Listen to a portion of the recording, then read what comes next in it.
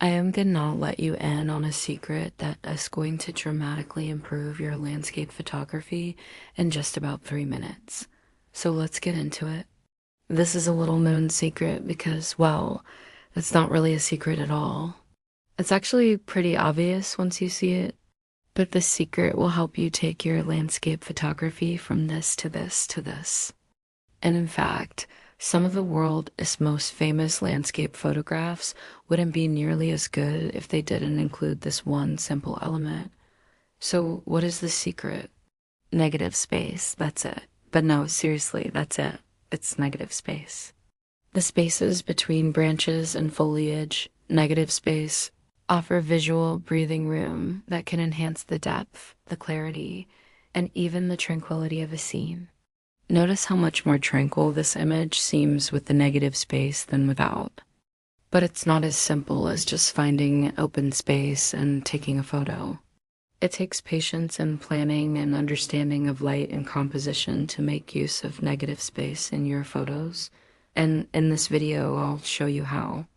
I recently spent a few days in Great Smoky Mountains National Park in search of waterfalls, and along the way found plenty of opportunities to use negative space to improve my compositions. Like in this scene, for example, I could have easily gotten down on the ground and included the whole waterfall in the frame, but by backing up and including only part of the falls, allowing the top and bottom to be outside the frame, I was able to emphasize the height of the falls and create a more interesting composition with negative space surrounding the subject. Negative space can add balance to an otherwise unbalanced composition, like in this scene. The vertical lines of the rock formations draw your eye toward the top right corner of the frame, which is empty. By moving farther back, I was able to include more of the rocks and water in the scene, creating more of a balanced composition. In fact, negative space can be used to create balance in any type of composition. In this scene, for example, I could have easily centered the tree, but by placing the tree off to the side and using negative space on the other side, I created a more interesting composition.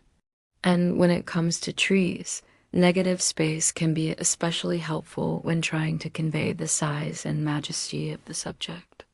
In this scene, for example, I could have included the whole tree in the frame, but by placing the camera farther away and using negative space around the tree, I was able to emphasize the size of the tree and make it appear more majestic. And it's not just trees. Using negative space can help you emphasize the size and scale of any subject. In this scene, for example, I could have included the whole lighthouse in the frame, but by placing the camera farther away and including only part of the lighthouse, I was able to emphasize the size of the lighthouse and make it appear more imposing. But maybe you're thinking, why would I ever want to include empty space in my photos? Isn't it better to always try to fill the frame? Not necessarily. Including empty space in your photos can actually help you create more interesting compositions. For example, in this scene, I could have tried to fill the frame with as much rock as possible, but by leaving some empty space in the frame, I was able to create a more interesting composition that draws the viewer's eye to the center of the frame where the rocks are converging. In this scene, I could have included more of the forest in the background, but by leaving some empty space in the frame, I was able to create a more mysterious and atmospheric composition. And here's another example. I could have included more of the mountains in the background, but by leaving some empty space in the frame, I was able to create a more dramatic and impactful composition. And when it comes to creating atmosphere in your photos, negative space is especially helpful. For example, in this scene, I could have included more of the lake in the foreground, but by leaving some empty space in the frame, I was able to create a more mysterious and atmospheric composition. And here's another example. I could have included more of the fog in the background, but by leaving some empty space in the frame, I was able to create a more dramatic and impactful composition. But wait, there's more. Negative space can also be used to create a sense of depth in your photos.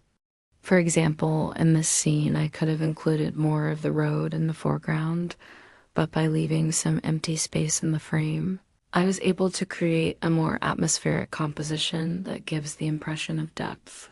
In this scene, I could have included more of the mountain in the background, but by leaving some empty space in the frame, I was able to create a more dramatic and impactful composition that gives the impression of depth.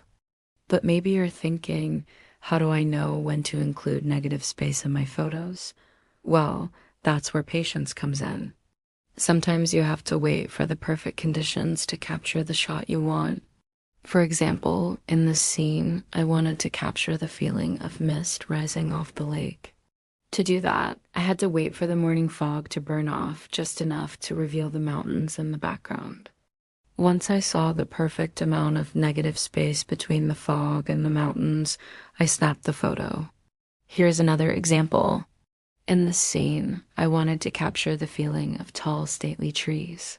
To do that, I had to find a location where the trees were far enough apart to create negative space around each tree. Once I found the perfect spot, I waited for the golden hour light to create the most dramatic look. And finally, here's one more example. In this scene, I wanted to capture the feeling of a lone hiker on a misty mountain trail. To do that, I had to wait for the perfect combination of fog, mist, and light. Once I saw the perfect amount of negative space around the hiker, I snapped the photo.